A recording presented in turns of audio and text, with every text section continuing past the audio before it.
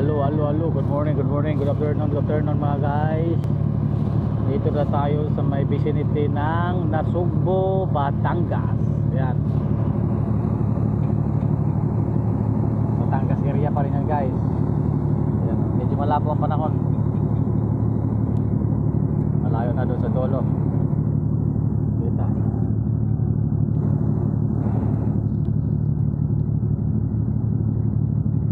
Malabo kasi kahit i-zoom natin, malabo.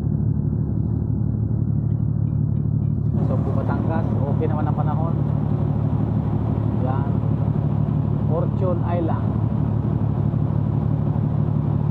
Tapos doon sa dulo yung naaninag nyo, ayan o, yung naaninag na isla. Ayan, ano na yan, sa may Bataan na yan, sa may Marabilis. Dito nga side, ayan, pinakadulo, dyan kami dadaan sa dulo na yan, papuntang Luzon de Manila. Yan, dyan kami dadaan.